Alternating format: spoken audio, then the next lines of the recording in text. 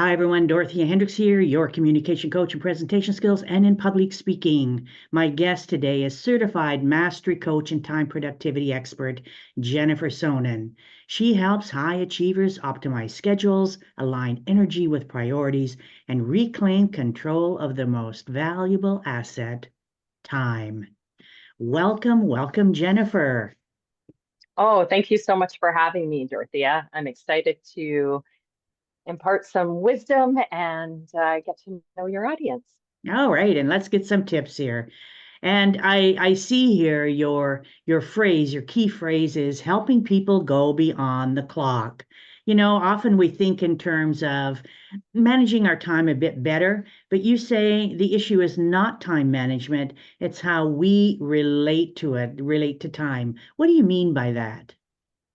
What I mean, and just really taking a step back, because time, it really doesn't have, it's neither good nor bad, but as we see it, we kind of have our own perception. So that is really the beginning, and it's more of a mindset and our relationship with time. So even just taking a moment to say to yourself, how do I feel about time? Like as soon as I hear the word time, is the constant replay about I never have enough time. I've got too many things to do. So really, shifting our relationship with time, whether it be into a neutral relationship or a positive one, is really a first step in changing our dynamics in how we relate and interact with time. So if I hear you correctly, what I hear is if I say the word, what's my relationship with time? How do I feel about it? And I find myself getting stressed and anxious and go, there's just not enough of it. Then are you saying that already I might not be using time effectively? Yes, yeah, because it's going to send up, it's creating more stress. Your cortisol levels are going up and you're anxious, right? And so whenever we're anxious, like it doesn't matter, if we're anxious about an event coming up or we're in the middle and we're anxious, it's using up a lot of energy, not in a great way. And so definitely that is the first step, is to recognize and say, okay, what is my relationship with time? And then just, massage your mindset to fit in with a different type of thinking. Change Yeah, your exactly. And some of that can be, and right now I have it actually on my socials for the next month or so. It's a lot of, if I say this, what can I replace it with? Right. And I say when we're have a negative relationship with time or anything, it's kind of like driving a car in reverse. And so we're not going to jump strictly to the positive. Maybe it's just becoming neutral. And maybe it is so much like, just even eliminating those words from our vocabulary and our self-talk that, I never have enough time. You know, just you could stop yourself and say, time is neutral. Time is neutral. And that starts to help our bodies to relax. And that's really my kind of perspective on time strategy. It's more of a whole body versus like trying to push through everything. So I'm definitely a whole body teacher and trying to incorporate everything into a time strategy. Hmm. On one of your social media websites, I'm not sure which one, you posted 4 signs your relationship with time is holding you back. What Mhm. are those 4 signs, Jennifer? Yeah, so I mean, there are many signs. I narrowed it down to these four because I find, especially with clients and myself, that I'm finding these kind of keep repeating. Number one is overcommitment because you feel guilty saying no. So that's really, um, that's that people pleaser. We, feel like we can't say no, and then we feel bad when we do say no. So then we overcommit and we realize, and I've seen this, in a couple clients' calendars when I'm working with them, that they have meetings, overlapping meetings. And I'm like, okay, but how you physically can't go to all of these. So that's number one. And, I know it stresses me out as the coach looking at a calendar like that. I can only imagine if that was my calendar and I saw the overlapping meetings. And so that's definitely one where it's that overcommitment. Number two is multitasking because urgency runs the show. And yes, there are some times when urgency matters. There has been done actually a lot of research on this. And when we quote unquote multitask, it actually takes us 20 minutes to get back into the original task. So really, if we're multitasking, that could, you know, you're wasting close to 40 minutes on either end of a task, depending how demanding it is. So again, it's not about gaining more time, it's about utilizing the time that we have in a more efficient manner. So that's number two. Number three, and I can dive deeper into each of these if you'd like. Number three, delay decisions because perfectionism kicks in. And so this one, yes, sometimes we need to wait and gather more information, but put a due date when you're going to make that decision.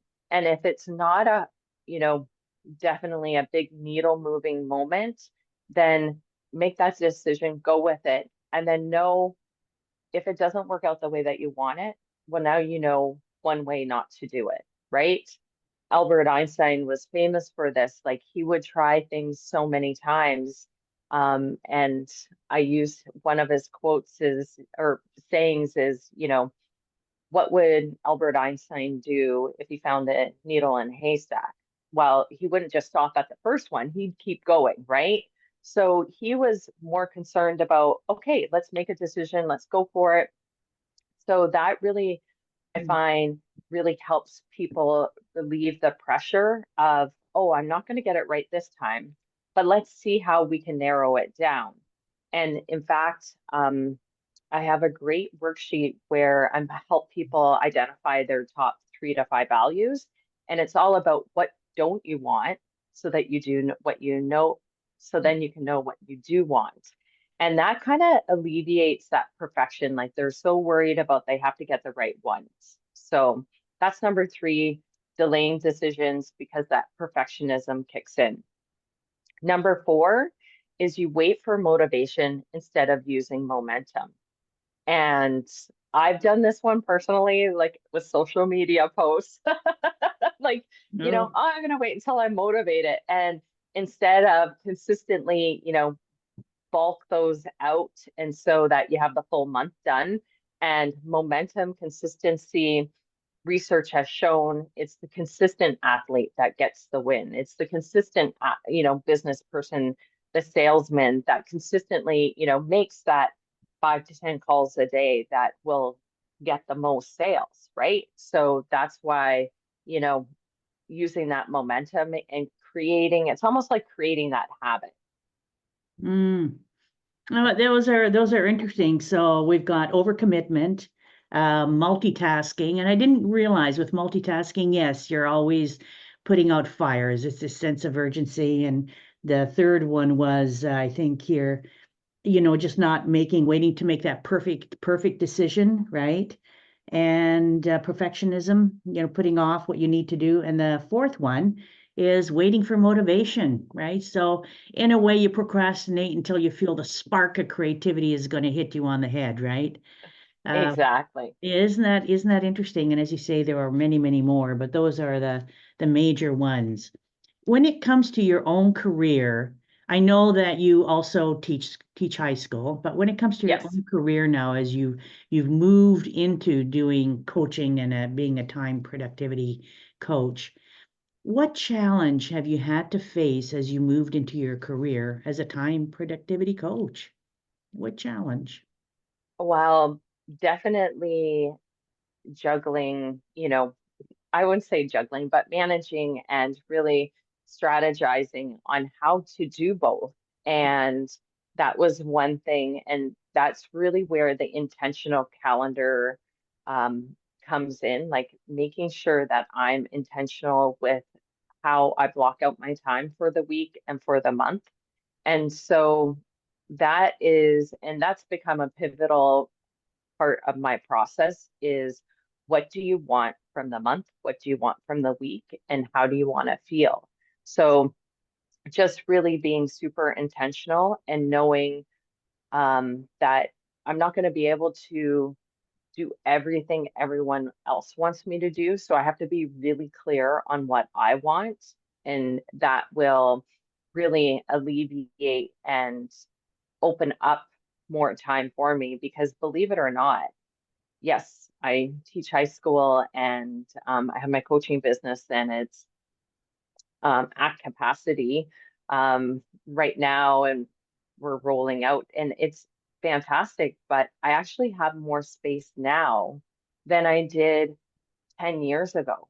And a lot of it comes back down into, I think, the mindset and mindset, and then my relationship with time, and that I'm taking the time at the beginning of the week, beginning of the month, and saying, this is how I want to feel. This is my goal for the month. And then being okay with doing that.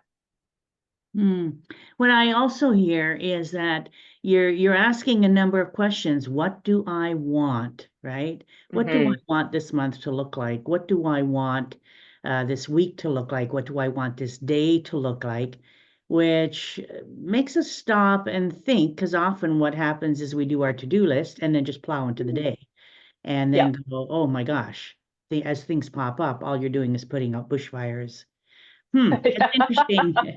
That's interesting about the questions I find are interesting. I hadn't thought of that, but that's something for me to start thinking about because I think being able to ask the right questions is key in anything, right? Yeah. And that's really how I started on time, because I was doing more general life coaching.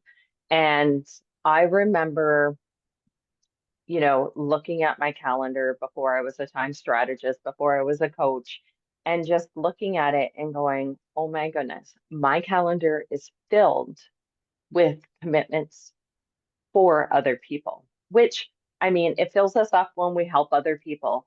But I was actually getting like annoyed by it, and there was no fun in my life. And that's really why I love coaching ambitious professionals, because I consider myself one. And I realized, like, I need to add some fun in here. And that's really how it started, because I'm like, okay, how can I do the things that I want to do and have more fun? Because really, this is all about time, strategy, and getting the most out of it to live a fulfilled life. And we all define fulfillness like differently, right?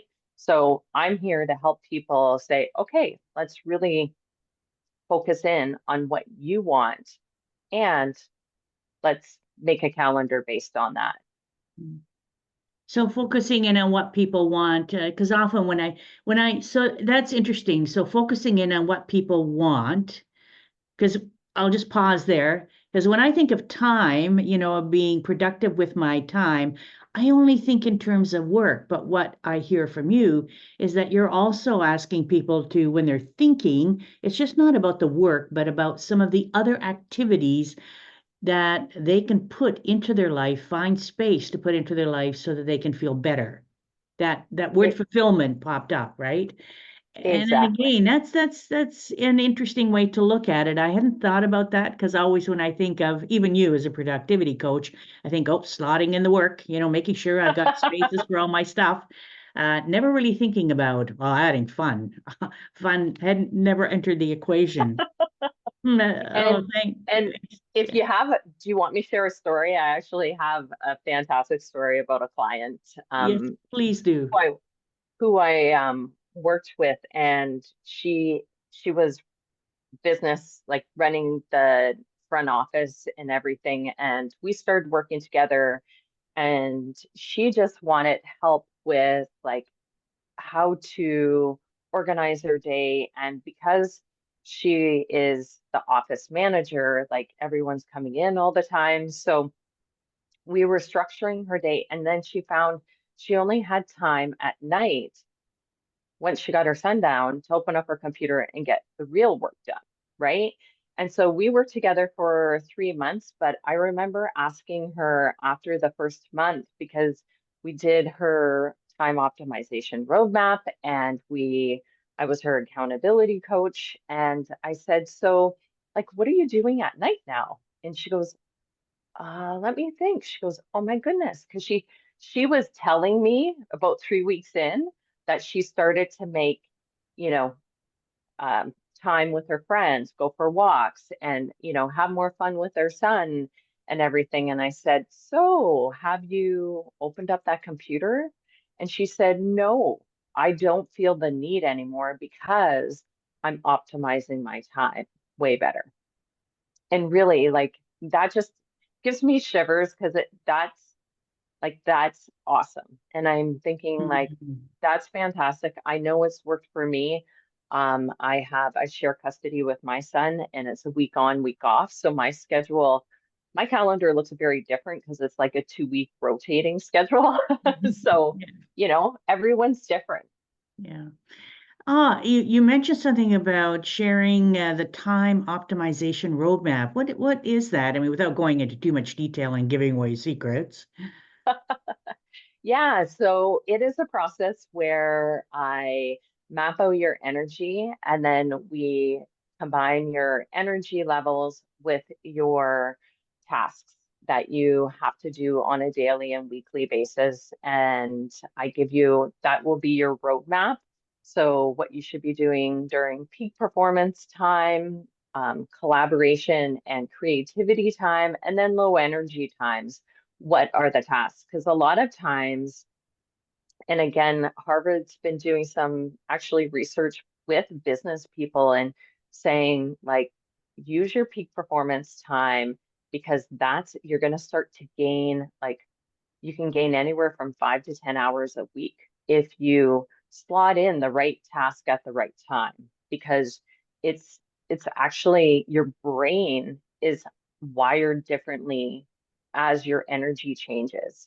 So during your peak performance, your prefrontal cortex is completely online, which is those higher order thinking tasks. So those are that's the time that you want to be alone and just working through and synthesizing, evaluating any information that you have to do. So that's really that's the first process that I work with people is creating that time optimization roadmap. So then they can be like, okay, now I know when to slot what tasks.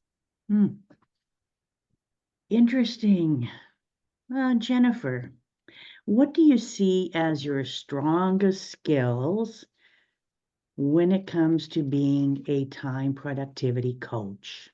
What are your strongest skills, your attributes? What do you think they are? I would say empathy because I have lived it.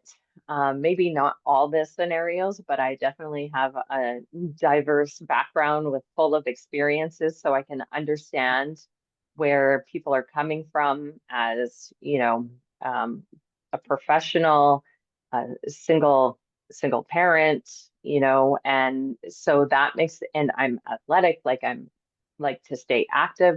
So that really helps because I understand a lot of experiences that people are having, and I'm willing to listen, to hear, without judgment. Because everyone, what I might consider a big deal might be someone else's small deal. And so that really makes a difference. And be able to ask, as you mentioned before, I ask a lot of questions so that I can get a better understanding.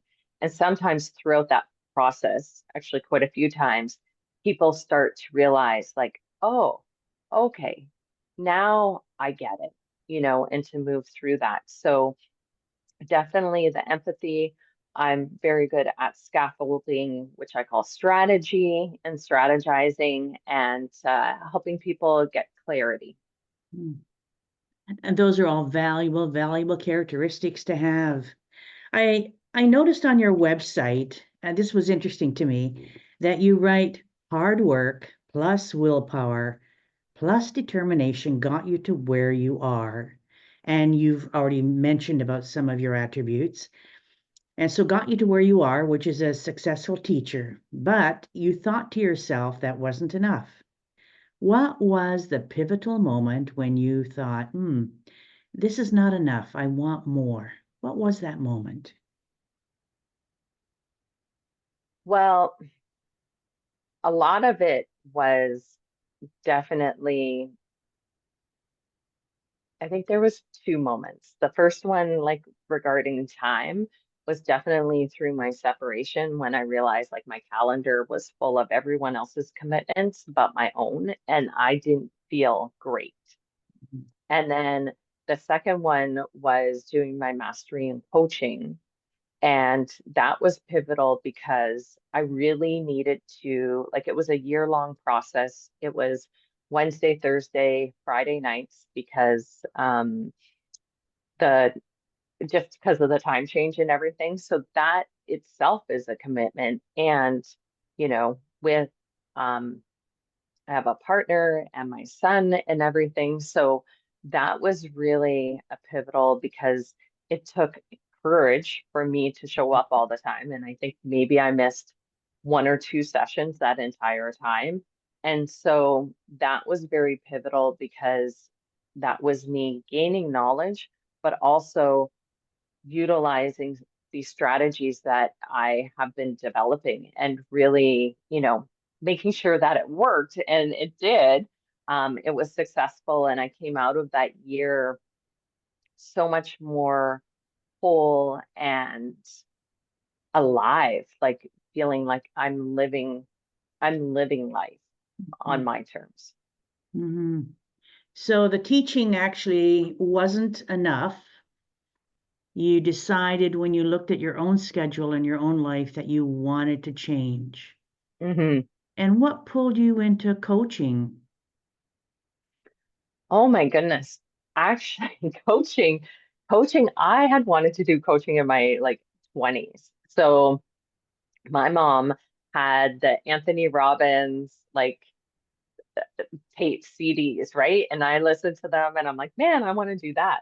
But of course, and it's funny because I grew up in an entrepreneurial family in farming, but I was definitely pushed to go get a traditional job, get the pension, and go that way because that's the guaranteed and it's life is easier. And just because I guess it's easier doesn't mean that it's always as fulfilling, right?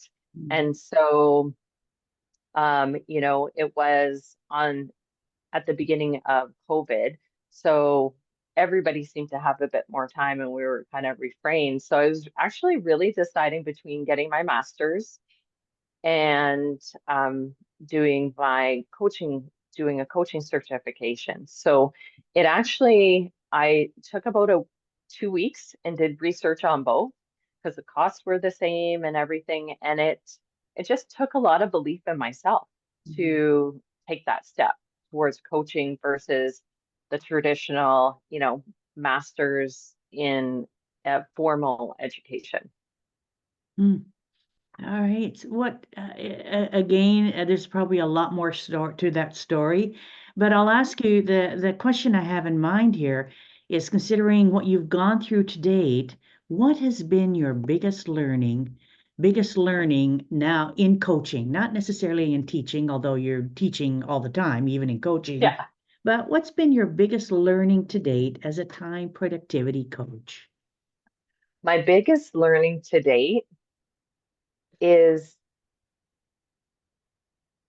taking, because I've seen the changes and even in myself, taking that time to set that intention, be intentional. And people think it's a long time. I mean, I do my calendar in probably 10, 15 minutes per week. It's, I'm very clear on my values.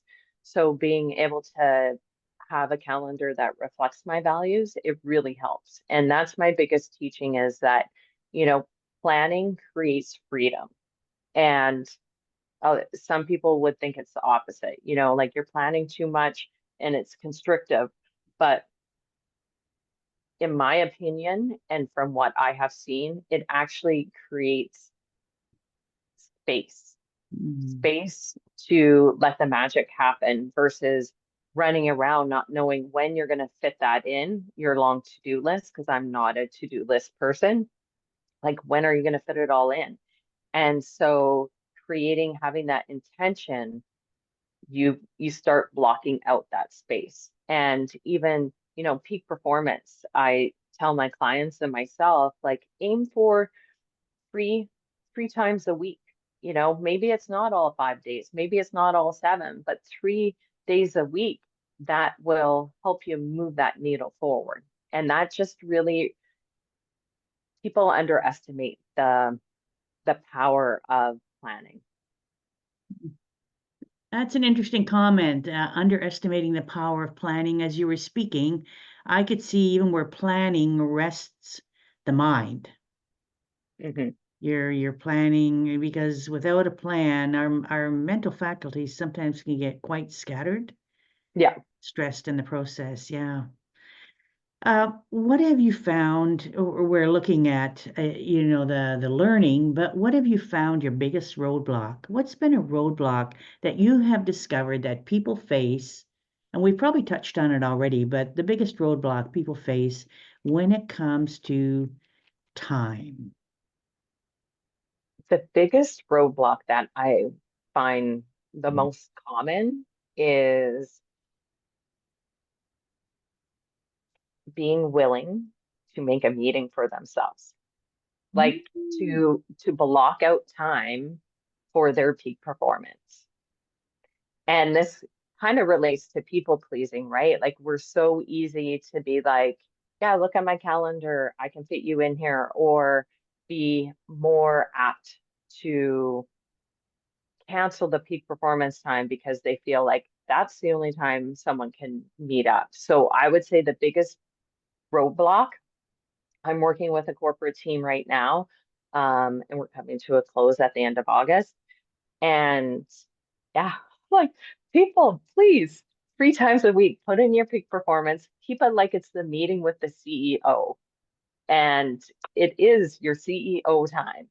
Because if you don't have time to do the work, how are you going to these meetings and contributing? Right. And so that's the biggest roadblock. Hmm. It's interesting. I can certainly see that. I can see on your website, you also talk about integration time. What is Mhm. integration time? Integration time is like, I'm constantly learning. I'm a lifelong learner. And it's important to schedule, like, just to let the integration time. So it's almost like consolidation time. Um, I have a mentor coach, and she takes the whole month of August, for her own learning.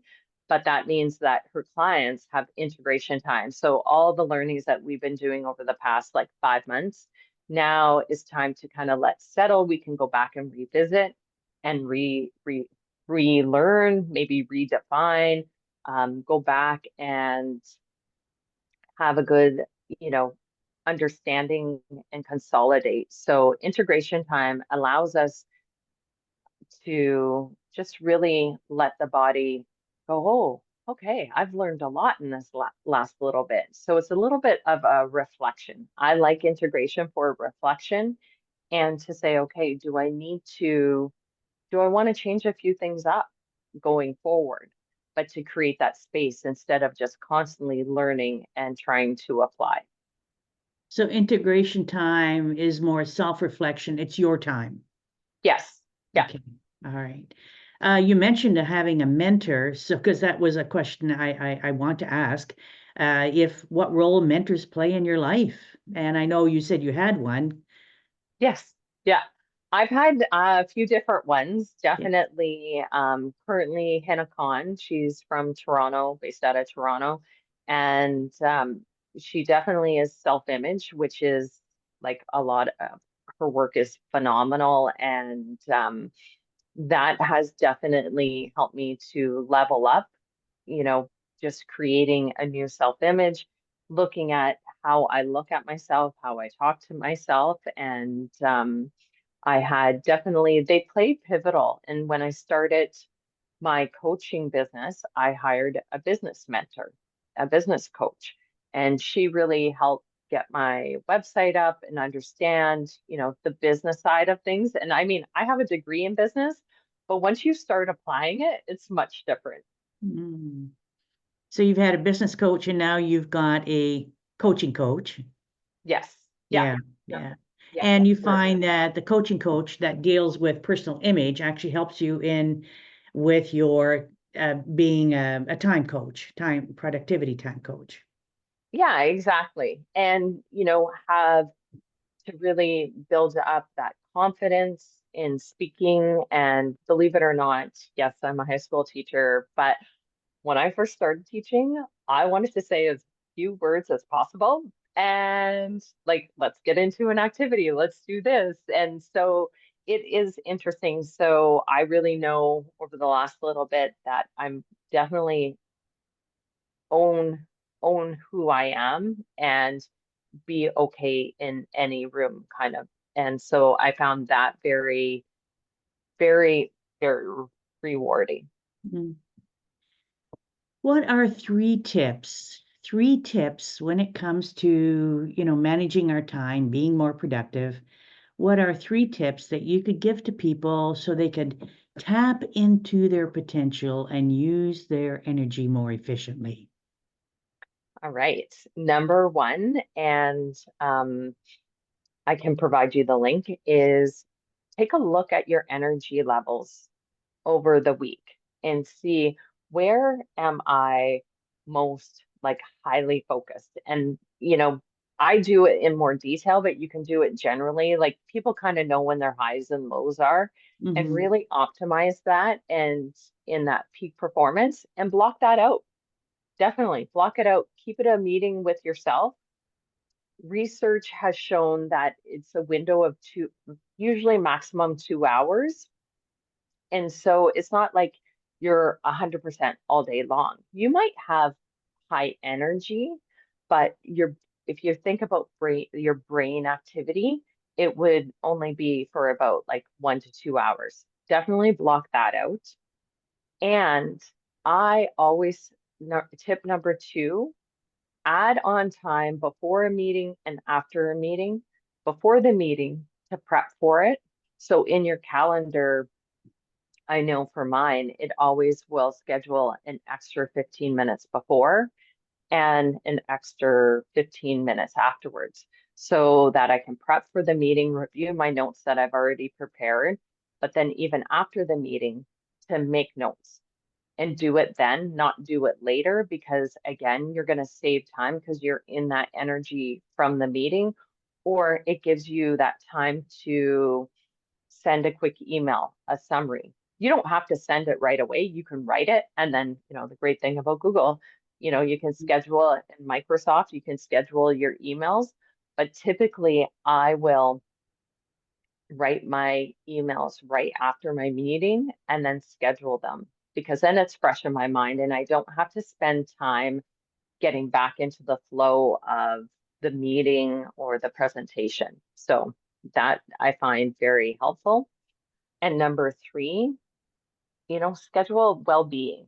I like schedule some fun in your life. I mean, it's the little things that, make a big difference and it helps to keep that momentum going. And I'm a big advocate of when I say well-being, it's for, mind, body, and spirit. Because if we don't have our well-being or health, it doesn't matter what else we've got going on because we're not going to be able to enjoy it or we're not going to be able to perform as best as we can. So those are my top three.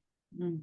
So we've got, if I understand, find out when you've got your peak energy level, Mm-hmm. add time on before and after you've got meetings so that you can recoup, summarize, and then schedule well-being. Often we just schedule our to-dos, our work. And I know you said you don't have a to-do calendar, but for most people, but okay, so those are our three tops. What would be one piece while we're talking about this, the tips you'd give to people? imagine you've got a person struggling and they just don't have enough time to do everything they need to do. And so they're calling you, the expert in managing their time, the productivity expert. What's one piece of advice that you would give to this person that says, I don't have enough time, I just don't have enough time, and they're struggling desperately? Yes, I would definitely. It's kind of a quick little assessment, and it uses the acronym TIME. So T stands for treasure, I stands for investment, M stands for mandatory, and then E stands for empty.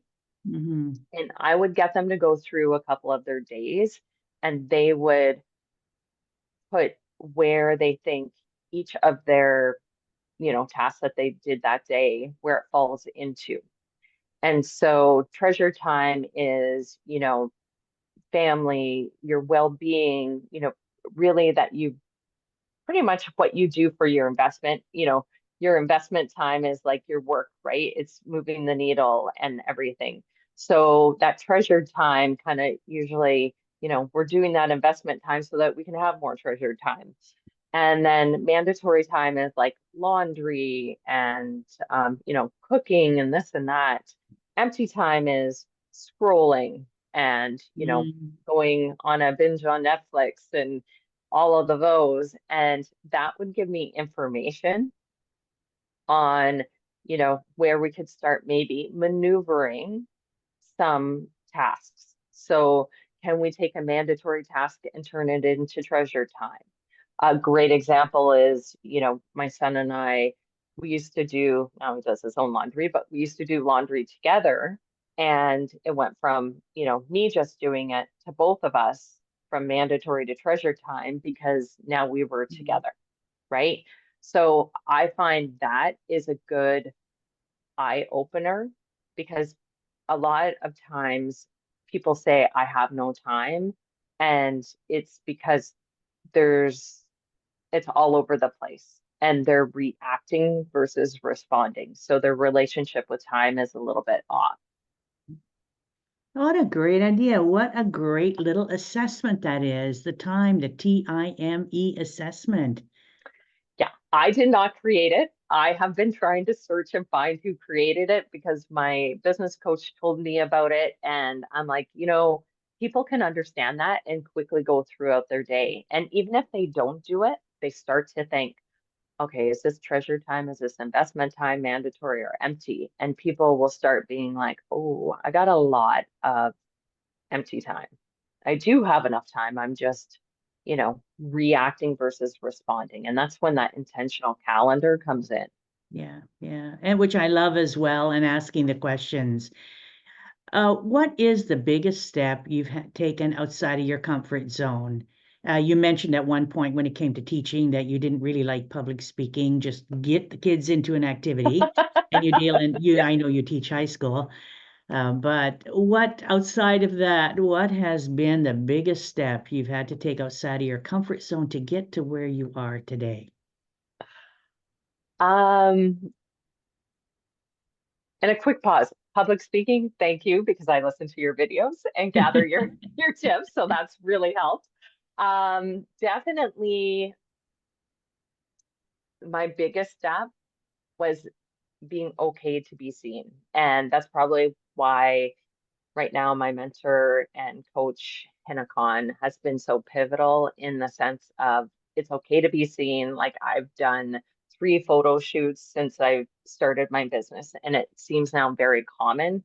Whereas before I'd be like very awkward in front of the camera, and so that made a big difference.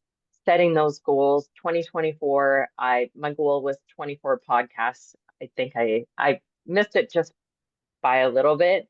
I did 21 podcasts. So I would say that just being okay to be seen. Mm, being visible. Yes, Yeah. yeah. And sometimes that's public speaking, but sometimes that's just like having my face there by by by taking those photo shoots and really investing in myself. Yeah. And it's the visibility that when people see you, you can't get business if people can't see you. Exactly. Right. Yeah. So definitely the being visible is key. I think in anything anybody does.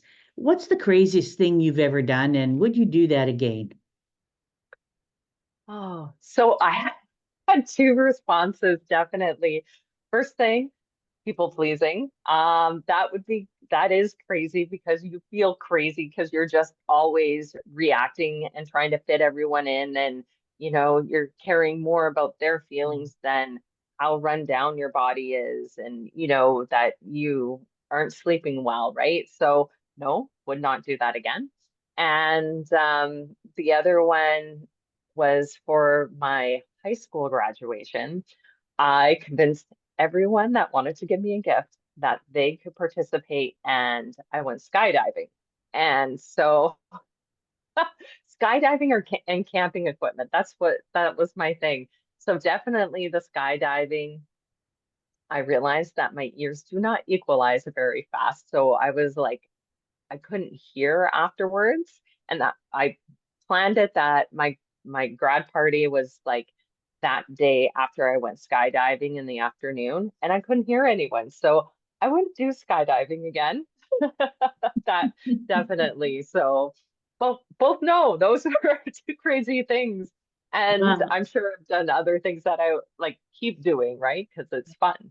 Well, isn't that interesting about the skydiving? I can understand the problem with the ears, but I would never have thought of when I've asked people, and once in a while I will ask, what's the craziest thing you've ever done? And I don't think anyone has ever thought or ever answered people pleasing. But when you think about it, people pleasing at the expense of yourself is a really crazy thing to do. A really crazy thing to do. What is the number one reason, if you had to find a number one reason, the number one reason people don't use their time effectively? You may have touched on it already, but right now, one reason, the number one reason that you have found they don't use their time effectively. The number one reason I really feel as a society that we don't don't realize that we give away our power. That that people, it's much easier to say because everyone says it. Oh, I never have enough time. There's never enough time, right? And so I find that just that phrase alone, and we don't take the responsibility. So we tend to be very reactive as a society, as individuals to time. And I mean, it's like when the computer doesn't work, it's not the computer's fault. It's not, it's non-gender, it's non-bias, it is what it is, right? And so it really lies in our perception and how our relationship with it. Which we started off with earlier in the interview. And people just they don't think about it in the right way, and the reactive being a reactive society and not taking responsibility. So I can't control time. I don't have enough time without Mhm. saying, let's see how I can make this work. Yeah. Okay. All right. Yeah. And can it be better? It doesn't have to be like overnight, like magic. It's a little bit at a time. Like how I started was, how can I add more fun? How can I, like, what do I even like to do anymore as fun? Because I was so tied up into people pleasing. So, Now, before we wrap up, is there anything that you'd like to share with the people listening out there, people watching? Final words or special promotion, special event you've got coming up? Any final words here, Jennifer? yeah, please follow me on social, LinkedIn, Instagram. I would say I'm more active, and also on my website. I tend to do a monthly vlog, which is really nice. And I leave some tips and strategies throughout that blog for sure. And, if this interests you and you definitely are looking at, the last quarter of 2025, believe it or not, I just have created for a limited number of spots. It's called Power and Planning Package. So it's not as intensive as my entire time optimization process. And it's a high impact 90-day experience where you will receive your personalized time optimization roadmap. And we will meet 3 to 4 times, definitely creating a monthly plan for you where it's more high level so that your energy and your work is aligned and that you can start really living beyond the clock. And so it's not about doing more, it's about doing what matters most Mm. at the right time. So with those kind of strategies in place, you know, clarity increases and overwhelm and stress decrease. So if you're ready to make the shift, then let me know. Okay, what's it called again, Jennifer? Power and Planning Package. Power and Planning Package. And when are you starting that? September. Yeah. September. Okay. Yeah. And So enrollment's going to open up next week. And yeah, we're going to go from there. okay, great. And I'll put that information, Jennifer's website, also her Instagram and LinkedIn information will be available here as soon as we're finished. You'll see that information come up on the screen. Well, thank you so much, Jennifer. It has been a treat. Certified mastery coach and time productivity expert. I love the motto that you've got, helping people go beyond the clock. That is pretty cool. Pretty cool. So thank you Thank again, you. Jennifer. Thank you. And to everybody out there, wishing everyone, including Jennifer, mountains of success.